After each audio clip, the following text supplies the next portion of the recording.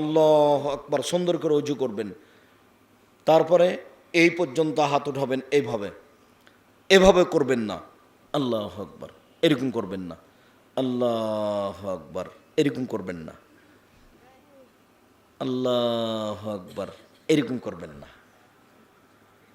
সব কাঁধ সামনাসামনি, আল্লাহু আকবার। আরেকটা হাদিস, কানের লতি সামনাসামনি, আল্লাহু আকবার, মানে আরেকটু উঁচা হলো, আল্লাহু আকবার, কাঁধ সামনাসামনি, আরেকটু উঁচা কানের লতি, আল্লাহু আকবার। যারা প্রজেক্টর দেওয়া আছে তো, দিনী মহিলারা, দিনী বোনেরা, আপনারা খুব খেয়াল করবেন, আল্লাহু আকবার। সুন্দর করে অজু করবেন। অজু করার পরে মাথা থেকে কাপড় পড়ে গেলে অজু নষ্ট হয় না। অজু করার পরে কুকুরে কাপড় ছুঁয়ে নিলে অজু নষ্ট হয় না। অজু করার পরে বাচ্চাকে দুধ খাওয়ালে অজু নষ্ট হয় না। অজু করার পরে নখ কাটলে অজু নষ্ট হয় না। অজু করার পরে খিলখিল করে হাসলে অজু নষ্ট হয় না। অজু করার পরে হাঁটুর উপরে কাপড় উঠে গেলে অজু নষ্ট হয় না। অজু করার পরে পেশাব করলে অজু নষ্ট হয়ে যায়, পায়খানা করলে অজু নষ্ট হয়ে যায়, বায়ু আসলে অজু নষ্ট হয়, ঘুমিয়ে গেলে অজু নষ্ট হয়ে যায়। তাছাড়া অজু ভঙ্গের কোনো কারণ নেই। সুন্দর করে অজু করে এভাবে আল্লাহু আকবার। আর মহিলার বৈঠকেরও কথা মিথ্যা। মহিলা বৈঠকে বলেছে, বুবু যখন নামাজে দাঁড়াবা বুবু, তখন দুই পায়ের গোড়ালিকে জমা করে রাখিও বুবু। যদি দুই পায়ের গোড়ালি ফাঁকা রাখো বুবু, তাহলে লজ্জা স্থানের যোগাযোগ বুবু মাটির সাথে হবে, মাটি অভিশাপ করবে। বুবুর সব কথাই নাকি বোখারিতে আছে। দুই পায়ের মধ্যে ফাঁকা রাখবেন, শরীরের ভারসাম্য বজায় রেখে যতটুকু ফাঁকা রাখা লাগে।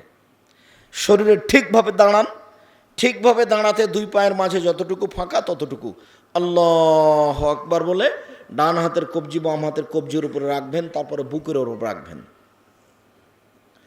বুকের উপরে রেখে যেটা সানা আছে সেটা খুব গুরুত্বপূর্ণ আছে, পড়েন আল্লাহুম্মা বা'id বাইনি ওয়া বাইনা খাতায়ায়া কামা বা'adta বাইনাল মাশরিক ওয়াল মাগরিব।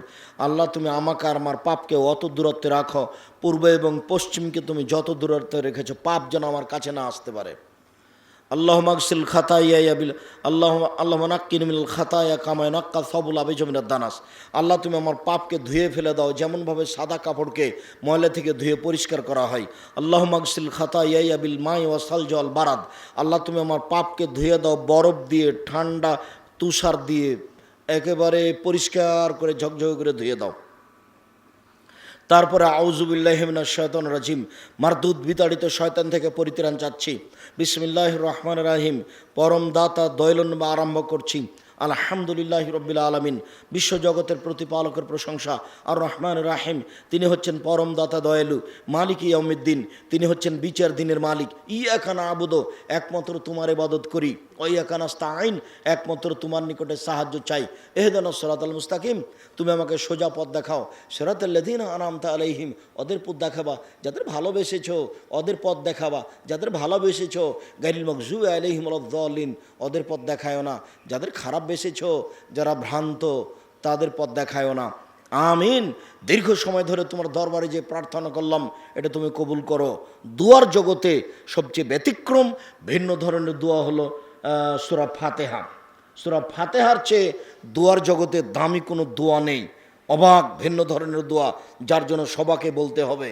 আর আরও জরুরি বলতে হবে এই জন্য যে এখন মানুষ বিভিন্ন দলে ডাকে।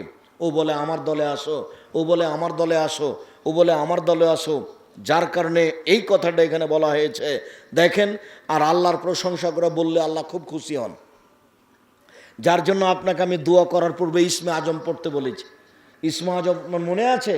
দিন রাত আপনি বক্তব্য শুনছেন, আপনার ইসমে আজম মনে আছে কি না? একজন সাহাবী এই দোয়াটা পড়ে দোয়া করলেন, কি?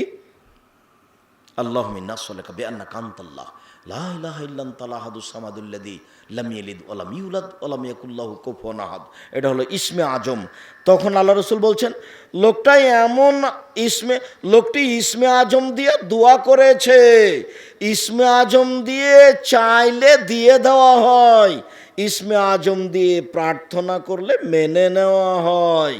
ইসমে আজম দিয়ে চাইলে দিয়ে দেওয়া হয়, ইসমে আজম দিয়ে প্রার্থনা করলে মেনে নেওয়া হয়। ইসমে আজম, আল্লাহুম্মা ইন্নী আসআলুকা বিআন্নাকা আনতাল্লাহ লা ইলাহা ইল্লা আনতাল আহাদুস সামাদুল্লাযী লাম ইয়ালিদ ওয়া লাম ইউলাদ ওয়া লাম ইয়াকুল লাহু কুফুয়ান আহাদ। এটা ইসমে আজম। দোয়ার বইয়ে দেওয়া আছে। আইনে রাসূল সাল্লাল্লাহু আলাইহি ওয়াসাল্লাম দোয়া অধ্যায় বইটা বাড়িতে নেই, জরুরি নাই কেন? তার মানে আমি এত কষ্ট করে দোয়ার বই লিখলাম, সেই বই দেখে আরও 5 জন দোয়ার বই সাজিয়েছে, বলছে যে দেখেন হাত তুলে দোয়া করতে হবে। আমার বইটা দেখে ও বই লিখে বলছে যে হাত তুলে দোয়া করার দলিল আছে। আমি তো হাত তুলে দোয়া করার দলিল তো ওভাবে বলিনি। 42টা সহি হাদিস দেওয়া আছে হাত তুলে দোয়া করার দোয়ার বই। আইনে রাসূল সাল্লাল্লাহু আলাইহি ওয়াসাল্লাম দোয়ার বইটা নাই কেন?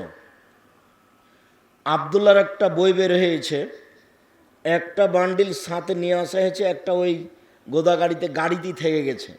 মানে রুজি আপনার কম হয় কেন, রুজি বেশি হয় কেন, রুজিতে বরকত হয় না কেন? বইয়ের নাম হলো রিজিক। রিজিক। এত রিজিকের সমস্যা হচ্ছে কেন, সংসারের সংকট কেন, বিস্তারিত বিবরণ দেওয়া আছে, বইয়ের নাম রুজি। আর আমার জীবনে যেটা সবচেয়ে বড় পরিশ্রমের কাজ, সেটা হলো মাসিক আল ইতেসাম পত্রিকা। এই প্রতিষ্ঠানও নিয়ে আসতে হবে, সবাকে 1 কপি করে পত্রিকা নিতে হবে, আজও নিতে হবে, প্রতি মাসে নিতে হবে। 50টা করে প্রশ্ন উত্তর আছে। আমার জীবনের সবচেয়ে শ্রম দেওয়া কাজ হচ্ছে মাসিক আল ইতেসাম পত্রিকা, যাতে 10 জন মুফতি আছেন, যাতে 10 জন গবেষক আছে, যাতে 14 জন কর্মচারী লোকজন আছে। ব্যয়বহুল খরচের একটা পত্রিকা মাসিক আল ইতেসাম পত্রিকা, সবচেয়ে উন্নত মানের করার চেষ্টা করেছি। ইবাদতের জগতে সবচেয়ে দামি ইবাদত হলো সূরা ফাতিহা। আল্লাহর প্রশংসা করে দোয়া করলে আল্লাহ খুব কবুল করেন। দেখেন প্রশংসা, সমস্ত প্রশংসা তোমার, বিচার দিনের মালিক, পরমদাতা দয়ালু তুমি, বিচার দিনের মালিক তুমি, একমাত্র তোমারই ইবাদত করি, একমাত্র তোমার কাছে সাহায্য চাই। তুমি আমার একটা কথা শোনো, তুমি আমার একটা কথা শোনো, ইহদিনাস সিরাতাল মুস্তাকিম, তুমি আমাকে সোজা পথ দেখাও। ওরা বলছে এই দল করো, ওরা বলছে এই দল করো। আবুল আলা মওদুদি রাহিমাহুল্লাহ বলেন তোমরা রাজপথে আসো, আমি কোন পথে যাই, আমাকে সোজা পথ দেখাও। এ হলো সূরা ফাতিহা। তারপর অন্য একটা সূরা, তারপর আপনি রুকুতে যাবেন। এক খেলে আমার দিকে চেয়ে থাকেন 2 মিনিট। রুকুতে যাওয়ার সময় হাতটা এই পর্যন্ত উঠাবেন, তারপর রুকুতে গিয়ে আঙ্গুল খুলে খুলে হাঁটুকে একবারে চেপে ধরে থাকবেন। পিঠের হাতটা লম্বা হয়ে থাকবে, উঁচুও হবে না নিচুও হবে না। কোমর থেকে সামনের ওজন হাতের উপরে থাকবে।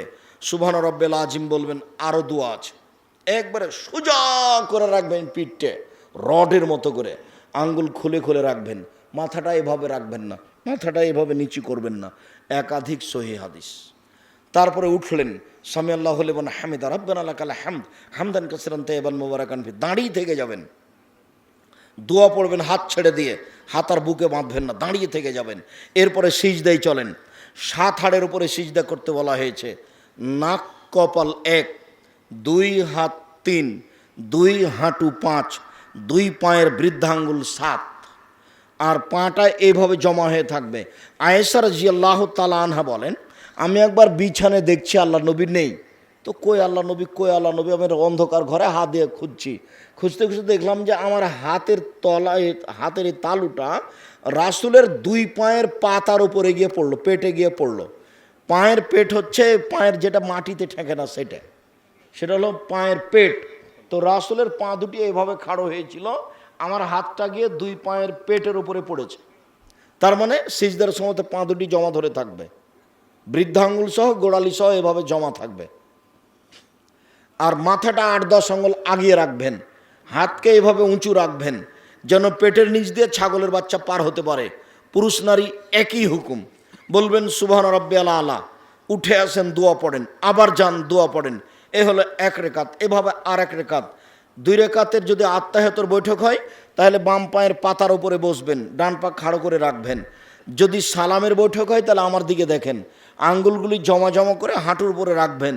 আর ডান হাতের কনিষ্ঠ আঙ্গুল আগে 2টা আঙ্গুল জমা করবেন, কুঁড়ে আঙ্গুল এবং তার পরেরটা জমা করেন তো দেখি। এই ছেলে ঘুমাচ্ছ কেন? জমা করো, আগে 2টা জমা করো। আপনি দিনই বোন, আপনাকে বলছি। এই মেয়ে, এদিকে শোনো, এভাবে আঙ্গুল 2টা জমা করো।